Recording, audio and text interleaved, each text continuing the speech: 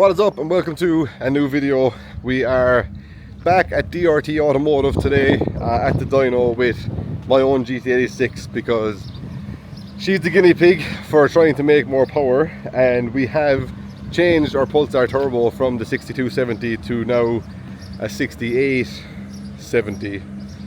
I think they're the numbers. I might be wrong, but they sound familiar. But basically we went from the size we were at to the next size up in that series of a turbo, and this turbo is rated for 1150 horsepower, so we're hoping to break the 1000 horsepower mark today. It is only a week since Finland. I had a very busy week last week getting customer cars ready and Fion's car for IDS yesterday, and I also had to do the turbo change and get all that ready for the dyno as well. But now it is Monday morning, we're here with the last while. The car is in at the dyno, strapped on. Lloyd is inside playing with the ECU master, ECU, just getting it all ready to do some pulls and make sure that we don't like overboost or anything now that we put a bigger turbo. So I presume it's back to like standard procedure of going back to like wastegate pressure and then building up a bit of duty to start bringing the power in and see how it is. Bit of background on the turbo. So this turbo obviously is quite a big jump because the 62 to 68 is, no sorry, it's a 62 to a 70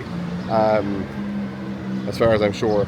So either way it's a big jump, and we're afraid that it's going to be a little bit laggy. So right now we have 101 rear housing on the turbo, and we do have a 0.96 housing also to put onto it if it is laggy.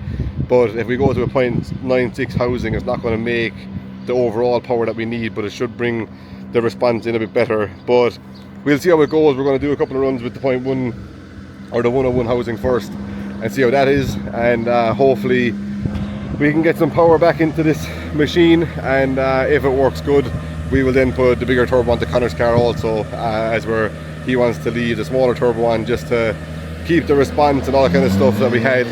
So we'll see how this one works and then how it goes in Mondello for Driftmasters as well. But yeah, we'll bring you along, explain what we're doing throughout the day, and hopefully make some power.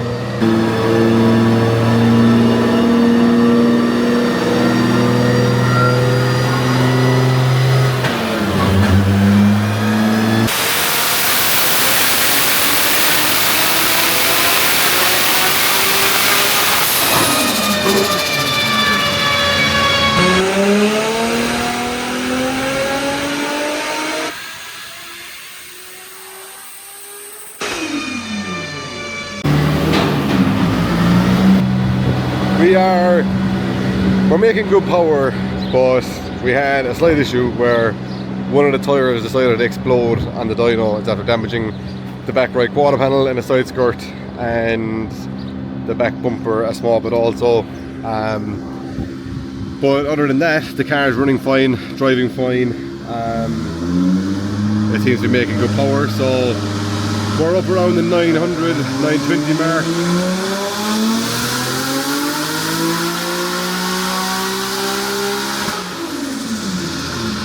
Yeah, so it's making good power, but we have a bit of wheel spin now because the tyres that we had on it were the extreme, like Driftmasters tyres basically, and the only other tyres we have are either Westlakes or like a road tyre, and for some reason a road tyre actually works better than a Westlake on the dyno, so we put the road tyres on,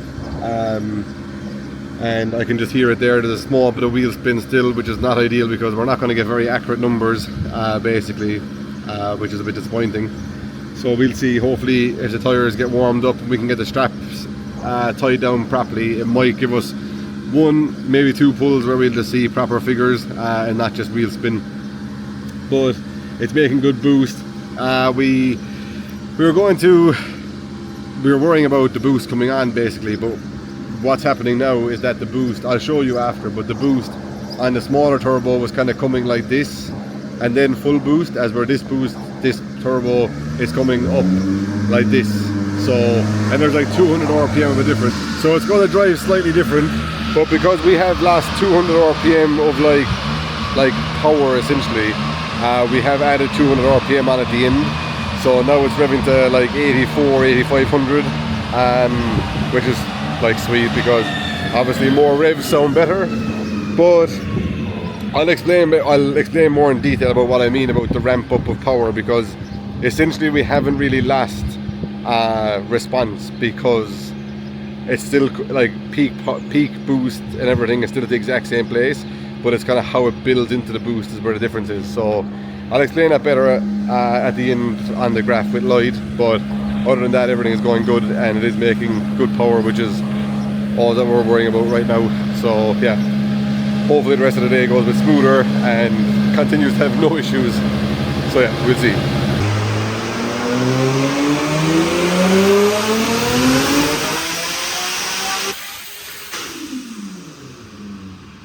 So we are just after turning off the car, turn off the fans, and we are basically done now. Lloyd's very disappointed that it didn't make the power that he wanted it to make, but we still have to get a massive jump on what we had previously. So I'm going to let him explain. You're disappointed? A little bit, but I also think we're having some wheel slip. So, yeah. Do you want to explain what you were saying about the ramp time of the... Yeah, so I've done 3 runs. I've changed around the settings in ECU there so that you have 3 different boost settings on your keypad, so you can make a decision on the line. If you know, like say it rains or something and you feel you need to pull power, and so you have a spring pressure, a 1.5 bar and a 2.2 bar boost setting, and the dyno ramp rate is set to 9 seconds, so it should be the same length each time. But I noticed that as I go up on booster, I did 3 runs, one after the other, and they're getting way shorter. And by the amount of rubber that's on the ground there behind the car, I think we're having a little bit of wheel slip. So, and even if you look at the shape of the graph, it's pretty flat here at the 800. Yeah, especially when you look at the bottom one, especially you know. So, I was kind of hoping, because with the last turbos, the G4900, we made 880, which is basically what it says on the tin.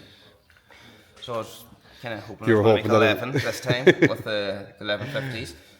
And maybe we are, we just don't know, if you know what I mean. But I've had to add quite a bit to the fuel map up top. Yeah, so it's definitely making... So you're going to tell me after you drive it or not if it's fast enough. So yeah, no, I think we'll be fine, to be honest. So it looks quite impressive also, to be honest, for such a big turbo. Like we're still basically on full power at like 4,500-5,000. So it's very similar to what it was previously. That's probably the biggest thing to take away from today, because the reason why you had the G4900 on at the start was for response. You were worried, because you're switching to a turbo that I have no experience with, or you have no experience with.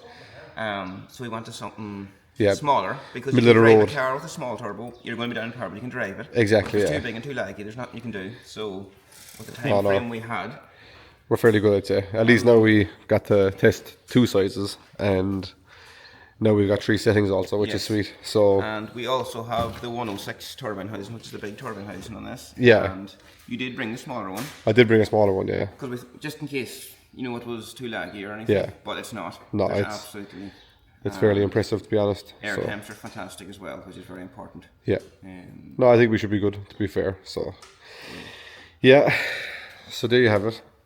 Lloyd reckons that the dyno is telling him lies, so we'll see when we drive it. Obviously, our cars last year were running upwards of like 920 to 950 brake horsepower, and now on the same dyno it's making 990. So we definitely have more than what we had last year anyway, but I think the real test will be when I get to drive it and see how it feels. And he has had cars on this dyno that wouldn't pass the 1,000 horsepower mark, but you kind of need like the perfect tire, perfect strap down, everything to work perfectly so you don't get wheel spin. And as you can see that the end of the run just has that slightly weird curl off, and we know for a fact that it's not power that's losing up there, because the way he had to like adjust the fuel map up there, it means that it does have the power up there, but for some reason it's just falling off there. So we think that's where the wheel spin is. So that could be where the other, I would probably say that I'd be happy to say that it's 1,000 horsepower car as of now.